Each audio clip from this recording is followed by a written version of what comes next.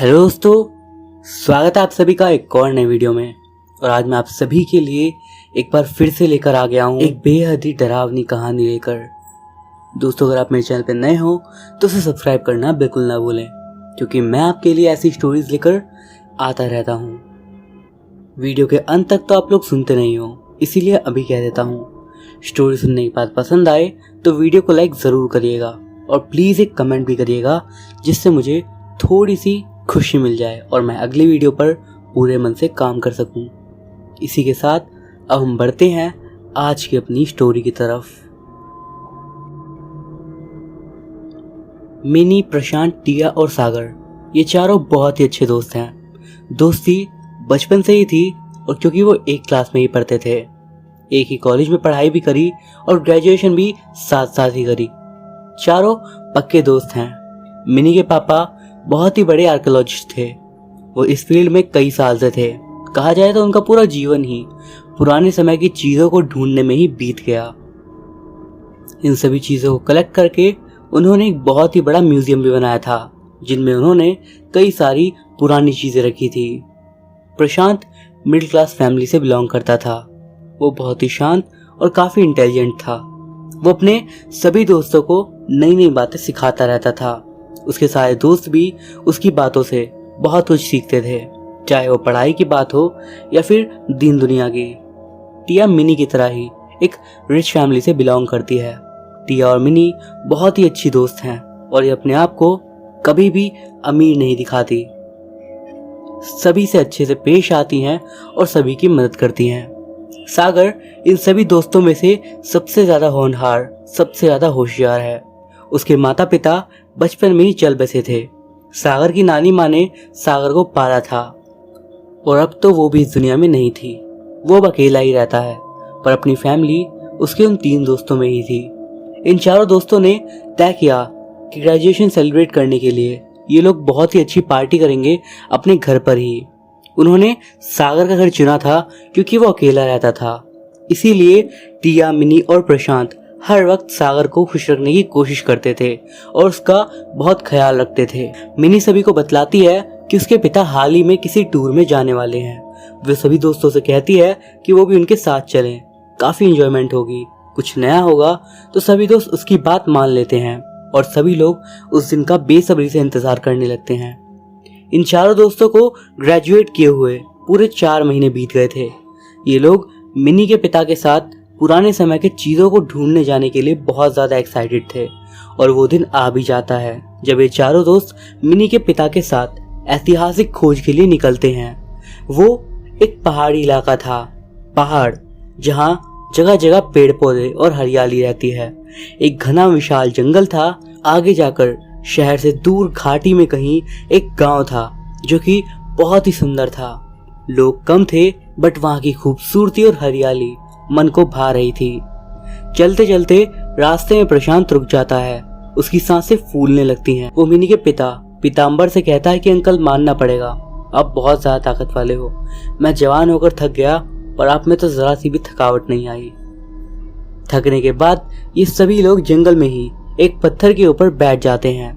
Mini के पिता उनसे कहते हैं कि तुम सब यहीं बैठो, मैं थोड़ा देख कर आता हूँ उस स्पॉट को जहाँ पर हमें जाना है। वो उन्हें वहीं छोड़कर आगे की ओर बढ़ चलते हैं। न जाने सभी दोस्तों में से टिया बहुत ही परेशान दिख रही थी। उसका लटका हुआ फेस देखकर मिनी पूछती है कि क्या हुआ, तुम खुश क्यों नहीं हो? नहीं मिनी, मैं खुश हूँ, पर मुझे एक अजीब सी फीलिंग आ रही है। मुझे लगता है तुम सभी को मुझे बतला देना चाहिए। अरे पागल, कुछ है तो बता देना, सोच क्या रही है इतना? इस पर टिया कहती है, मेरे अंकल नीलेश एक बहुत बड़े ट्रेजर हंटर थे, पर उनकी मृत्यु ट्रेजर हंटिंग के दौरान ही हो गई थी। किसी कारणवश वही सब बातें अचानक से मुझे याद आ गई और मैंने कुछ उल्टा सीधा सोच लिया। प्रशांत बहुत जोर से हंसने लगता है और हंसते हुए कहता है, अरे पागल, इतना मत घबराओ, इतनी जल्दी हम नहीं मरने वाले हैं। अंकल बहुत ही बड़े आर्कियोलॉजिस्ट हैं और वो प्रोफेशनल हैं, घबराओ मत, ऐसा कुछ नहीं होगा। उसकी बातें सुनकर चारों दोस्त हंसने लगते हैं। इतने में मिनी के पिता भी आ जाते हैं और सभी को वहां से उठकर चलने के लिए कहते हैं। सभी वहां से उठकर चलने लगते हैं और कुछ ही दूरी के बाद वो स्पॉट भी आ जाता है जहां उन्हें जाना था। वहां पर एक बहुत ही बड़ी गुफा थी जिसे देखते ही किसी के भी रोंगटे खड़े हो जाएं, भले ही दोपहरी क्यों ना हो। मिनी अपने पिता से कहती है, ओह डैड, आपने बताया ही नहीं कि हमें ऐसी गुफा के अंदर जाना होगा। पीताम्बर सभी से कहते हैं, मिनी इधर उधर की बातें छोड़ो और जल्दी से चलो। सभी लोग उनके पीछे पीछे उसी दिशा में चलने लगते हैं। गुफा में काफी अंधेरा था। सिर पर हेडलाइट थी जो अंधेरे में देखने का एकमात्र सहारा थी। टिया कुछ घबराई हुई थी और बार बार अपनी हेडलाइट को अच्छे से जोर जोर से पकड़कर देख रही थी। पीताम्बर टिया से कहते हैं कि वो ज्यादा हिले डुले नहीं, बस स्ट्रेट उसके पीछे चलती रहे। अंधेरे में कुछ ही दूर चलने के बाद वहां उन्हें कुछ रोशनी सी दिखाई पड़ती है, मानो पहले ही आकर किसी ने वहां लाइटों का बंदोबस्त कर दिया हो। ढेर सारी लाइट्स गुफा के अंदर लगाई हुई थी। वहां पर मिनी के पिता के टीम के मेंबर्स थे। करीबन 4-5 लोग थे जो बैठकर चाय पी रहे थे। पीताम्बर को देखते के साथ ही वो लोग खड़े हो जाते हैं और उन्हें विश करते हैं और उसके बाद उन्हें उस जगह की जानकारी देने लगते हैं। वो लोग बताते हैं कि उस जगह से पुराने समय के सिक्के और पुराने समय के यूज करने वाली कुछ चीजें पाई गई हैं। ये सुनते ही मिनी के पिता उन सभी के साथ चलने लगते हैं और उस जगह को अच्छे से देखने लगते हैं। मिनी के दोस्त और मिनी कैमरा से फोटो खींच रहे थे। पीताम्बर को कुछ पुराने समय की अशर्फियां मिलती हैं जिनमें बिल्कुल ही जंग लग गई थी और वो बिल्कुल काली पड़ गई थी। मिनी के पिता उन्हें कलेक्ट करते जा रहे थे। टिया इधर उधर गुफाओं को बड़े ध्यान से देख रही थी। वो उन सब से हटकर कुछ आगे की तरफ चली जाती है और अपने कैमरे से पिक्चर्स क्लिक करने लगती है। टिया की नजर जमीन पर पड़े एक काले पत्थर पर जाती है जिसका शेप बहुत ही अजीब लग रहा था, मानो किसी का चेहरा हो। टिया अपने बैग से रुमाल निकालती है और उस पत्थर को साफ करने लगती है। साफ करते करते उस पत्थर में एक इंसान की आकृति दिखाई देती है और वो चेहरा किसी औरत का बना हुआ था जो कि दिखने में काफी ज्यादा अट्रैक्टिव लग रहा था। टिया उसे अभी ध्यान से देख ही रही थी कि इतने में पीछे से उसके कंधे पे किसी ने हाथ रखा और वो घबराकर पीछे मुड़ती है तो देखती है कि वो प्रशांत था। वो गुस्सा करते हुए कहता है, ग्रुप से ऐसे अलग निकलकर यहाँ वहां मत जाया करो, अच्छी बात नहीं है ये, साथ रहो। टिया उस इंसानी आकृति दिखने वाले पत्थर को अपने बैग में रख लेती है और प्रशांत के साथ बाकी दोस्तों की ओर चलने लगती है। टिया जैसे ही वापस ग्रुप में आती है वो देखती है कि सभी लोग एक चीज को घेरे हुए हैं। वो एक बहुत ही बड़ा बक्सा था जिसपे बहुत सारी अशर्फियां थी। आसपास पुराने समय की कुछ चीजें पड़ी हुई थी जिनमें आकृतियां सी बनी हुई थी, बट एक भी वैसी नहीं थी जैसे कि उसे अंदर मिली थी। मिनी अशर्फियों की पिक्चर्स क्लिक कर रही थी। वो सागर से कहती है, इस बार डैडी को पुरानी चीजों के साथ साथ एक खजाना भी मिला है। वो अपने पिता से कहती है कि डैडी प्लीज आप इन सब चीजों के बारे में डिटेल में बताइए, हम आपकी बातों को रिकॉर्ड करेंगे। पीताम्बर सभी को बतलाते हैं कि जहाँ पर उन्होंने खुदाई की है वहां पे पहले पुराने समय में एक गांव था जिसका नाम शायद रामपुर था। ये गांव काफी ज्यादा मशहूर था अपनी चीजों को लेकर, अपने पहनावे को लेकर। पुराने समय में होने के बावजूद भी यहाँ के लोग काफी चीजों में माहिर थे। वो अपने समय में काफी विकसित देश हुआ करता था। वहाँ के लोगों की मान्यता थी कि वो अपने पैसों को देवी देवताओं को चढ़ाते थे। वो अपने लिए सिर्फ उतना ही रखते थे जितने की उन्हें जरूरत होती थी, बाकी सारा पैसा वो अपने कुल देवता को चढ़ावे के रूप में दे देते थे। यहाँ के एक राजा और रानी भी हुआ करते थे। रानी जो कि अपनी जनता का बहुत ही ख्याल रखती थी, उनके दुख को अपना दुख समझती थी। आए दिन छोटी मोटी परेशानियां लेकर आए हुए लोगों की वो मदद करती थी, उन्हें सुझाव देती थी, जितना हो सके उनके लिए करती थी। वही दूसरी ओर राजा की सोच बिल्कुल ही विपरीत थी। उसे अपनी प्रजा से कुछ लेना देना नहीं था। वो सिर्फ अपने लिए ही जीता था और दूसरों के दुख से उसे कुछ लेना देना नहीं था। बात एक समय की थी जब रामपुर में बहुत ही भारी विपदा आन पड़ी थी और ये थी एक महामारी। जहाँ लोग मर रहे थे वहाँ के पंडितों का कहना था कि वहाँ के देवता उनसे रूठ गए हैं, इसीलिए यहाँ पे महामारी आ गई है। जरूर किसी ने कुछ ऐसा कार्य किया है जिससे हमारे देवी देवता हमसे रूठ गए हैं, इसी कारण ये सब हो रहा है। लोग घरों को छोड़कर दूसरे गांव में जाने की सोचने लगते हैं और रानी को ये बात बिल्कुल पसंद नहीं आती। तो उन्होंने तय किया कि इतना बड़ा महल अपनी प्रजा के काम क्यों ना आए। तो वो तय करती हैं कि वो अपने महल के दूसरे हिस्से में अपनी प्रजा को ठहराएंगी, उनके लिए हर चीज करेंगी। बट ये चीज राजा को मंजूर नहीं थी और इस बारे में दोनों में काफी बहस होती है। पर विधि का लेखा कौन टाल सकता है। पूरा गांव कुछ ही दिन के अंदर एक भयानक बाढ़ की चपेट में आ गया और पूरा गांव डूब गया। उस गांव में एक भी इंसान जिंदा नहीं बच पाया। गांव डूबने के पहले रानी का कुछ भी पता नहीं चल पाया और वो एकाएक देखते ही देखते अपने महल से गायब हो गई। लोगों का कहना था कि राजा ने उसे मरवा दिया था, लेकिन उनकी मौत का राज असल में कोई नहीं जान पाया था। कुछ महीने के बाद ही गांव से पानी का स्तर कम हो गया, बट पत्थर इमारत सब नष्ट हो गए थे। वापस से उस गांव में एक नया जीवन बसाना नामुमकिन था। दूर दूर तक बंजर ही बंजर जमीन दिखाई दे रही थी। इमारतें बस खंडहर के रूप में बची हुई थी। दूर दूर गांव तक ये बात फैल गई थी कि रामपुर गांव का इतना बुरा अंत हुआ है। लोग अब उस गांव की तरफ से लोग अब उस गांव से गुजरते हुए भी कतराने लगे थे।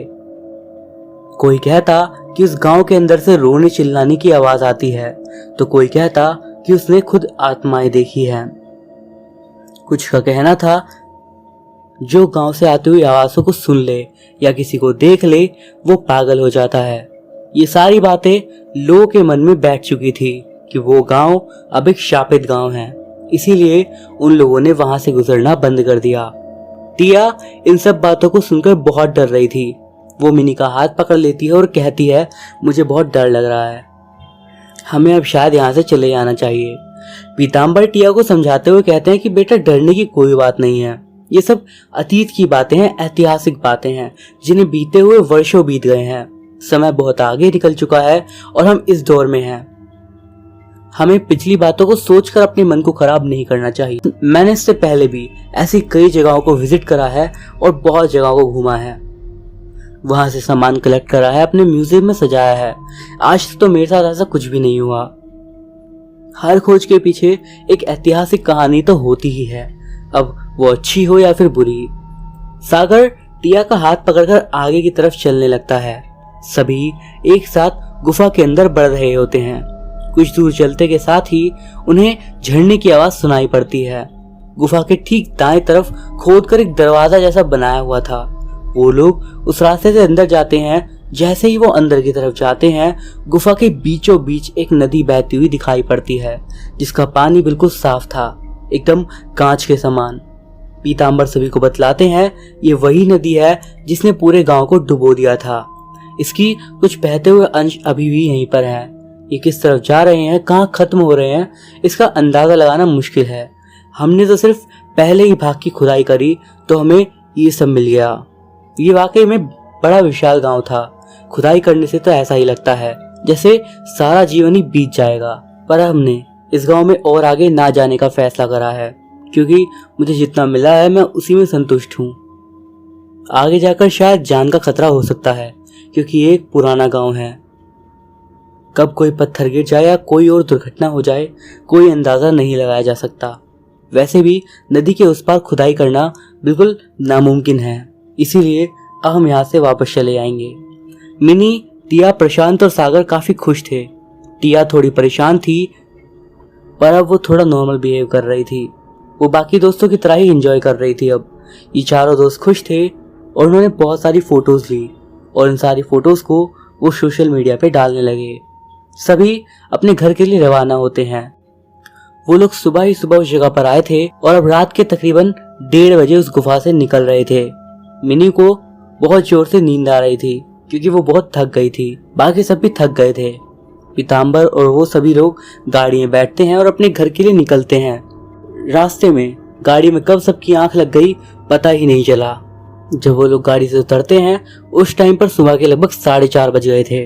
वो लोग अपने घर आते हैं और उस रोज टिया, प्रशांत, सागर, मिनी के घर रुकते हैं और शाम के वक्त अपने अपने घर चले जाते हैं। टिया अपने घर आकर जल्दी से अपनी माँ के काम में हाथ बटाकर रात का खाना खाकर सोने के लिए चली जाती है। वो अभी भी काफी थकी हुई थी। सोने के साथ ही टिया को एक अजीबोगरीब सपना आता है और सपने में वो देखती है कि वो उसी गुफा में है, ठीक उसी बहती हुई नदी के पास खड़ी है। सामने से उस नदी की तरफ से कुछ बहती हुई सी आती हुई चीज दिखाई दे रही है। वो चीज टिया के बिल्कुल सामने आ जाती है। वो देखती है वह कुछ और नहीं बल्कि उसकी खुद की ही बहती हुई लाश है। उसका शरीर बिल्कुल काला पड़ चुका है और वो उस नदी के प्रभाव में बहते हुए चली जाती है। अपने शरीर को इस हालत में देखकर वो जोर जोर से चिल्ला रही है, मदद की गुहार लगा रही है, पर उसकी आवाज सुनने के लिए वहां कोई भी नहीं है। अचानक से टिया की आंख खुल जाती है, लेकिन उसे कुछ समझ नहीं आ रहा था कि उसे इतना अजीबोगरीब और भयानक सपना क्यों आया। वो उठकर परेशान होने लगती है कि तभी उसकी नजर अपने तकिए के पास जाती है, जहां उसे एक छोटा पत्थर मिलता है, ठीक वैसा जैसा कि उसने गुफा में देखा था। टिया चौंक जाती है क्योंकि उसे अच्छे तरीके से याद था कि घर आने के बाद उसने अपने पर्स को हाथ तक नहीं लगाया था, यहाँ तक कि उसने बैग से मोबाइल तक को भी बाहर नहीं निकाला था। फिर ये पत्थर एकाएक उसके बिस्तर में कैसे आ गया। वो उस पत्थर को अपने तकिए से हटाकर अपने बिस्तर के नीचे जमीन पर रख देती है और वापस जैसे तैसे सोने के लिए चली जाती है। अचानक से उसे कुछ आवाज सी सुनाई पड़ती है, मानो कोई उसका नाम पुकार रहा हो। टिया घबरा जाती है और बिस्तर से जल्दी से उठकर इधर उधर देखने लगती है। काफी देर तक यहाँ वहाँ झांकने के बाद उसे पता चलता है कि वो आवाज उसी पत्थर से आ रही है और वो उस वक्त काफी ज्यादा चमक भी रहा था। वो पत्थर अपने हाथों पर उठा लेती है और अपने कानों पर लगाते है और उसे सुनने लगती है। उसे उसके अंदर से अपने ही नाम की आवाज सुनाई दे रही थी। वो डर कर उस पत्थर को जोर से जमीन पर दे मारती है और वो दौड़ती हुई अपनी माँ के कमरे में चली जाती है। उस वक्त उसकी माँ सो रही थी, इसीलिए टिया ने अपनी माँ को उठाना मुनासिब नहीं समझा और वो चुपचाप अपनी माँ के बगल में लाकर लेट जाती है। सुबह का वक्त होता है।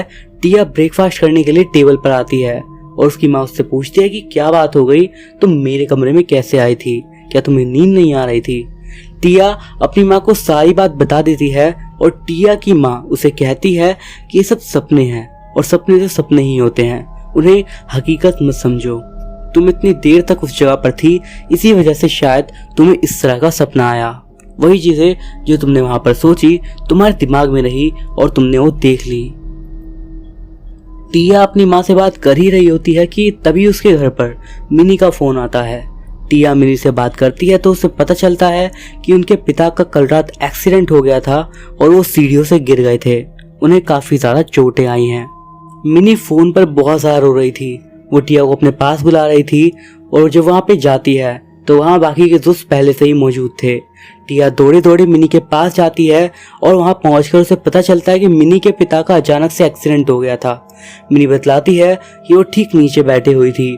उसने अपने पिता को ऊपर से गिरते हुए देखा, मानो ऐसा लगा जैसे पीछे से उन्हें किसी ने धक्का दे दिया हो और एकाएक वो आगे की तरफ गिर पड़े। सभी लोग मिनी को चुप कराते हैं और मिनी के साथ अस्पताल में उसके पिता को देखने के लिए चले जाते हैं। मिनी और बाकी सब जब हॉस्पिटल पहुंचते हैं तो पता चलता है कि मिनी के पापा कोमा में चले गए हैं। उनके सर से काफी खून बह गया था और काफी ज्यादा मेजर इंजरी भी हुई थी। ये सब चीजें सुनकर बाकी के सारे दोस्त और मिनी रोने लगते हैं। मिनी की हालत खास तौर पर पागल जैसी हो गई थी। उसे कुछ समझ में नहीं आ रहा था और वो बस रोए जा रही थी। सारे दोस्त उसे समझाने की कोशिश करते हैं और उसे सांत्वना दिए जाते हैं। मिनी के अंकल आंटी पीताम्बर को देखने के लिए सुबह से आए हुए थे और वही हॉस्पिटल में बैठे थे। वो भी मिनी को अब चुप कराने लगते हैं। मिनी के अंकल आंटी बाकी दोस्तों को सुझाव देते हैं कि वो मिनी को वापस घर ले जाएं। वो लोग यहाँ पर रुक जाएंगे। दोस्त सारे मिनी को लेकर वापस घर आ जाते हैं। सारे दोस्त डिसाइड करते हैं कि वो मिनी के साथ आज रात वहीं रुकेंगे। वो मिनी को उसके कमरे में लेटा देते हैं और बहुत ही मुश्किल से मिनी को नींद आती है। रोते रोते ही उसकी आंख लग जाती है। टिया कुछ देर मिनी के पास बैठती है और फिर वापस से नीचे की तरफ चली जाती है। टेबल पर सागर और प्रशांत बैठे थे और उन दोनों का मूड भी काफी ज्यादा ऑफ था। टिया को एकाएक सारी बात याद आ रही थी जो उसके साथ पिछली रात घटा था। उसने तुरंत सारी बात सागर और प्रशांत को बताई। दोनों हैरान थे और फिर वो उससे पूछते हैं कि कहीं तुम्हें वहम तो नहीं हुआ, क्या सब सच में तुम्हारे साथ हुआ। टिया की आंखों से आंसू बहने लगते हैं और वो बताती है कि वो अजीबोगरीब सपना उसे उसी रात आया और फिर वो सारी घटना जो उसके साथ उसके कमरे में किसी का नाम पुकारा जा रहा था और बार बार अजीब सी चीजें दिखाई देना, मिनी के पापा का एक्सीडेंट। मुझे लगता है इन सारी बातों में कोई ना कोई गुत्थी छुपी हुई है। मुझे लगता है हम जब उस गुफा से वापस अपने घर आए तो हमारे साथ कुछ अशुभ चीज भी आ गई है। टिया की बात सुनकर प्रशांत और सागर दोनों बहुत परेशान हो जाते हैं। वो दोनों तय करते हैं कि अगली सुबह वो उस गुफा में वापस जाएंगे और पता लगाएंगे कि आखिर माजरा क्या है। टिया काफी डर रही थी और वो बोल रही थी कि वो भी उनके साथ जाएगी, और सागर और प्रशांत टिया को मिनी के पास ही रुकने के लिए कहते हैं और टिया भी मान जाती है क्योंकि सागर और प्रशांत को सुबह सुबह वापस से उस गांव के लिए निकलना था। वो दोनों अपने घर निकल जाते हैं। टिया मिनी के साथ रुकती है और टिया की माँ को पहले से ही पता था कि टिया उसके साथ रुकने वाली है। टिया अब अकेले नीचे की तरफ थी और उस अकेले में बहुत डर लग रहा था। वो मिनी के कमरे की तरफ दौड़ कर जाती है और मिनी के पास जाकर लेट जाती है। सुबह मिनी की आंख खुलती है तो टिया पहले से ही मिनी के लिए नाश्ता बना चुकी थी। उसे नाश्ता खिलाकर टिया मिनी के पास कुछ देर बैठती है और उसे सांत्वना देती है। बाद में उसे सारी बात बता देती है जो उसके साथ हुई। मिनी भी अब काफी परेशान हो जाती है और कहती है, हाँ मुझे भी लगता है हमारे साथ कुछ ना कुछ गलत हुआ है। हमारा पीछा करते करते कुछ गलत हमारे साथ आ गया है, कुछ अशुभ चीजें। मुझे भी कुछ अजीब सा लग रहा था उस दिन घर आने के बाद। मुझे तुम्हारी बातों पर बिल्कुल भरोसा है टिया। उधर दूसरी तरफ प्रशांत सागर सुबह 4 बजे ही घर से निकल चुके थे ताकि वो गांव जल्दी पहुंच सके। प्रशांत सागर से कहता है कि पहले वो गुफा जाएंगे, वहां पर छानबीन करेंगे, कुछ न कुछ उन्हें मिल ही जाएगा जिससे कुछ हद तक उनकी मदद हो जाए। सागर प्रशांत की बात को काटते हुए कहता है, हमें पास के नजदीक के गांव में पहले जाना चाहिए, वहां पर थोड़ी पूछताछ करनी चाहिए, फिर हम गुफा की तरफ आगे जाएंगे, क्योंकि जब हम पहले वहां पर गए तो हमारे साथ ये सब हो गया। इसीलिए इस बारे में लोगों से पूछना सही रहेगा। प्रशांत और सागर कुछ किलोमीटर तय करने के बाद एक गांव में पहुंचते हैं। वहां पर घर घर जाकर वो पूछताछ करने लगते हैं। राह चलते लोगों से भी उस गुफा के बारे में वो पूछते हैं, बट कोई भी ठीक से जवाब नहीं देता। बहुत देर यहाँ वहाँ करने के बाद प्रशांत एक पेड़ के नीचे बैठ जाता है और वो काफी ज्यादा थक गया था। सागर भी उसके पास आकर बैठ जाता है और प्रशांत कहता है, मुझे नहीं लगता उस गुफा के बारे में कोई बात करना चाहता है। वो गुफा मनहूस है, अगर हम वहां नहीं जाते तो ये सब नहीं होता। सागर प्रशांत को कहता है, वो हिम्मत बिल्कुल भी ना हारे, अभी तो पूरा दिन बाकी है और उसके बाद पूरी रात भी। हम कोशिश करेंगे, कुछ ना कुछ तो जरूर मिलेगा। दूसरी ओर टिया मिनी का घर में ख्याल रख रही थी। मिनी में बिल्कुल भी ताकत नहीं थी और उसकी बॉडी काफी ज्यादा वीक हो गई थी। एक ही रोज में अपने पिता की ऐसी हालत देखकर वो बहुत ज्यादा परेशान हो गई थी। टिया मिनी के लिए किचन में कुछ खाना बनाने के लिए चली जाती है। दोपहर का वक्त हो चला था। टिया ने मिनी और अपने लिए सैंडविच बनाया था। चाय बनाने के लिए वो किचन की तरफ जाती है और चाय बना ही रही होती है कि उसकी नजर सामने की तरफ रखी हुई एक चीज पर पड़ती है जो बहुत ज्यादा चमक रही थी। टिया की आंखें एकदम चौंधिया जाती है और वो करीब जाकर देखती है और तो पाती है कि वह वही पत्थर था जो उसे उस गुफा में मिला था, जो उसके कमरे में रखा हुआ था। वही पत्थर अब टिया के ठीक सामने बैठा हुआ था। ऐसा लग रहा था कि मानो उस पत्थर के अंदर कोई था जो कि टिया को घूर रहा हो। टिया इतनी ज्यादा घबरा जाती है कि उसके हाथ से कप गिर जाता है और वो बहुत ही जोर से चिल्लाते हुए मिनी के पास जाती है। ये सारी बात वो उसे बताती है तो मिनी भी बहुत डर जाती है और मिनी और टिया दौड़ते हुए पूजा घर की तरफ चले जाते हैं। अंदर से दरवाजा वो बंद कर देते हैं और भगवान के सामने बैठकर प्रेयर करने लगते हैं। दूसरी ओर प्रशांत और सागर को एक बूढ़ा आदमी मिल चुका था जो उस गुफा के बारे में जानता था। वो उस गुफा के बारे में बताता है कि वो गुफा काफी टाइम से श्रापित मानी जाती है। दरअसल वो गुफा पहले एक गांव हुआ करता था जो कि मिनी के पिता ने भी बतलाया था। महामारी के बाद सब लोग मर गए और उसके बाद वो एक खंडहर में तब्दील हो गया, ऐसा सुना गया था।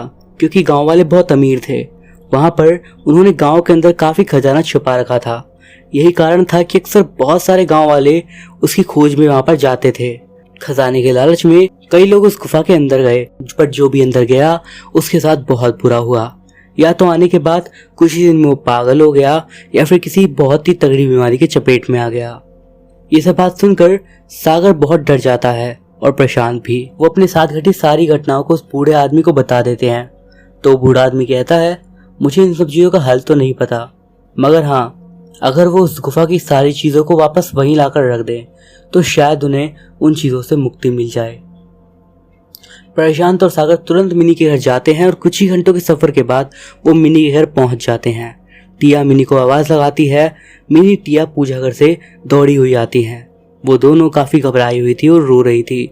सारी बात वो सागर और प्रशांत को बतला देती हैं। तो सागर और प्रशांत मिनी से कहते हैं कि जितनी भी सारी चीजें उस गुफा से बरामद हुई थी उन सारी चीजों को एक बैग में भरकर रख दो। उन्हें उन सारी चीजों को उस गुफा में वापस रखना होगा। सागर किचन की तरफ जाता है और किचन को अच्छे से छान मारता है, पर उसे वो पत्थर नहीं मिलता जो कि टिया को दिखा था। वो टिया के घर भी जाता और उसके कमरे में उस पत्थर को ढूंढता है, बट वो पत्थर वहां भी नहीं था। सागर वापस से मिनी के घर आ जाता है और टिया से पूछता है कि उसका पूरा कमरा छानने पर भी उसे वो पत्थर नहीं मिला। अब टिया बहुत घबरा चुकी थी क्योंकि वो पत्थर अब नहीं मिल रहा था, तो उसे लग रहा था कि शायद अब उसकी जान को खतरा है। ये सोचकर वो मन ही मन बावली हो रही थी और रोए जा रही थी। प्रशांत टिया को शांत कराता है और कहता है, एक काम करते हैं, पहले इन सारी चीजों को गुफा में रख आते हैं और फिर आने के बाद उस एक पत्थर को ढूंढ लेंगे। इसी के मुताबिक प्रशांत सागर उन सारी चीजों को लेकर गुफा की ओर बढ़ जाते हैं और टिया को अब अपने घर जाना पड़ता है क्योंकि उसकी माँ ने उसे बुला लिया था। शायद कोई जरूरी काम आन पड़ा था। टिया अपने घर जाती है तो देखती है कि उसके पापा घर आए हुए थे। उन्हें देखकर वो बहुत खुश होती है और उन्हें गले लगा लेती है। उसके पापा टिया के कमरे में जाते हैं और वहां बैठकर वो लोग बात करने लगते हैं। बात कर ही रहे होते हैं वो कि टिया की माँ उन दोनों के लिए खाना उन्हीं के कमरे में ला देती है। टिया भी अपने पिता से हंसी खुशी बात कर रही थी और कुछ समय के लिए उस सारी चीजें भूल जाती है। अभी वो अपने पिता से बात कर ही रही थी कि उसके पिता अचानक से ही कठोर स्वर में टिया से कहते हैं, तुमने मेरे पत्थर को हाथ कैसे लगाया।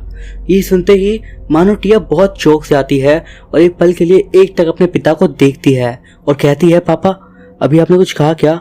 उसके पिता फिर से वही बात दोहराते हैं, तुमने मेरे पत्थर को हाथ कैसे लगाया। ये सुनते ही टिया डर कर अपने कमरे से बाहर जाने लगती है कि कमरे का दरवाजा अचानक बाहर से ही बंद हो जाता है। टिया जैसे तैसे घबरा कर पीछे मुड़ती है तो देखती है कि उसके पिता वहां बैठे ही नहीं है। उसके पिता के बदले एक कम उम्र की लड़की वहां बैठी हुई है जिसके बाल बहुत ही लंबे हैं, रानियों जैसे। आभूषणों से शरीर लदा हुआ है और कपड़े भी कुछ रानियों के ही लग रहे थे। गुस्से में वो एक ही बात लगातार बोल रही थी, तुमने मेरी चीज को हाथ कैसे लगाया। टिया जोर जोर से चिल्लाने लगती है और जोर से चिल्लाकर बोलती है, दरवाजा खोलो माँ, दरवाजा खोलो, मुझे बचाओ। इतने में ही वो लड़की पीछे से उसके पास आती है और उसका सर पकड़ लेती है।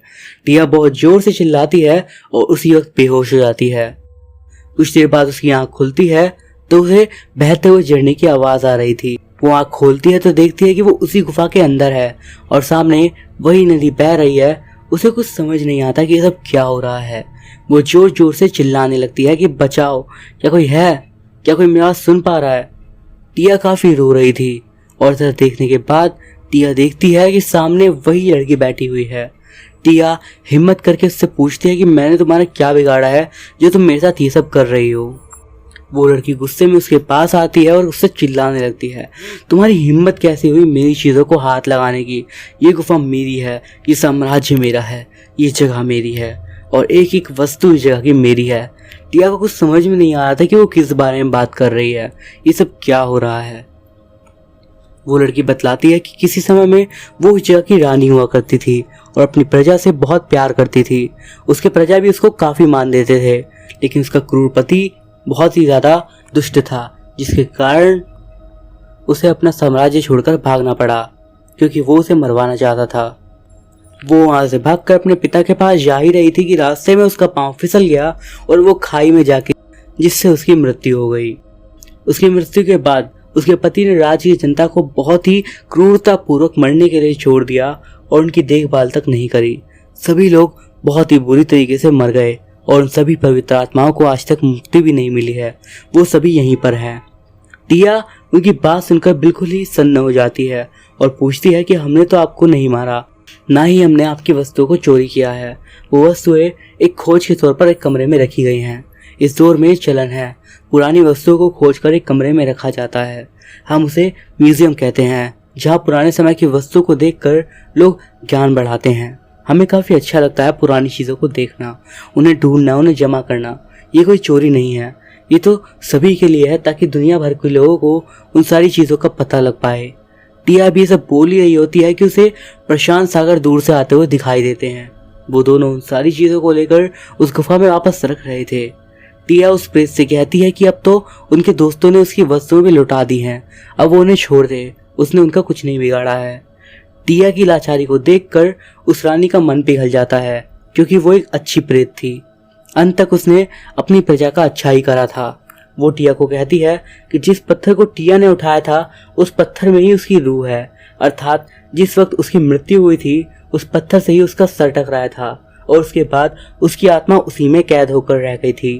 वो पत्थर ही उसकी आत्मा का घर था और टिया से वो कहती है कि दूर गांव से जाकर उस पत्थर को वहां के कुल देवी देवता के मंदिर में रख दे और वहां के लोगों को उस पत्थर की विधि विधान से पूजा करने के लिए कह दे।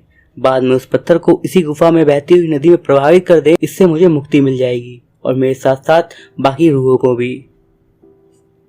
टिया को ये सारी बात बोलकर वो रानी कहीं गायब हो जाती है और टिया भागकर प्रशांत और सागर को बुला लेती है। उसे वहां देखकर वो दोनों चौंक जाते हैं, क्योंकि उसे लास्ट टाइम उन्होंने मिनी के घर पे देखा था। वो लोग भाग के आते हैं तो पाते हैं कि नदी के उस ओर टिया खड़ी है। उसकी अवस्था काफी दयनीय लग रही थी, सर से थोड़ा खून बह रहा था। वो लोग भागकर उसके पास जाते हैं और टिया उन्हें सारी बात बताती है। टिया प्रशांत और सागर के साथ अपने घर जाती है और अपने कमरे में जाकर देखती है कि उसके बिस्तर के पास वैसा ही पत्थर पड़ा हुआ था और वो उस पत्थर को उठाती है और अगले दिन उस पत्थर को ले जाकर उस गांव के कुल देवी देवता के मंदिर में सौंप देती है और सारी बातें गांव के पुजारी को बता देती है। काफी दिन तक उस पत्थर की पूजा करी जाती है और बहुत पाठ कराए जाते हैं, हवन भी होता है। टिया, प्रशांत, मिनी और सागर सारी पूजा में उपस्थित रहते हैं। दूर दूर तक गांव वालों को इस बात का पता चल जाता है कि वो पत्थर किसका था। करीबन कुछ दिनों के बाद पूजा समाप्त होती है और वहां के पुजारी मिनी, प्रशांत, सागर और टिया के साथ उस गुफा के अंदर जाते हैं और उस बहती हुई नदी में उस पत्थर को प्रवाह कर देते हैं। पत्थर के प्रवाह होते के साथ ही टिया को उस रानी की आत्मा दिखती है और उसके साथ ढेर सारी रूहें एक टोली में पीछे खड़ी हुई दिखाई देती हैं और सबके चेहरे पर एक शांति की मुस्कान थी। टिया को लग रहा था कि ये सब सिर्फ उसे ही दिखाई दे रहा है, पर उसे पता चलता है बाद में कि पुजारी समेत बाकी सबको भी वो लोग दिख रहे थे। वो सारे लोग बहुत अचंभित हो जाते हैं, कुछ शौक से जाते हैं और कुछ डरते भी हैं। इतनी सारी रूहें एक साथ उनके सामने उस पार खड़ी रहती है और देखते ही देखते कहीं नदी में समा जाती हैं और आंखों से ओझल हो जाती हैं। टिया, मिनी, सागर काफी खुश थे। इधर मिनी के पिता की हालत में भी सुधार आता है और वो कोमा से बाहर आ जाते हैं। टिया काफी खुश थी और वो अपने दोस्तों से कहती है कि अब ये गुफा कभी भी श्रापित नहीं रहेगी, अब सब कुछ ठीक है।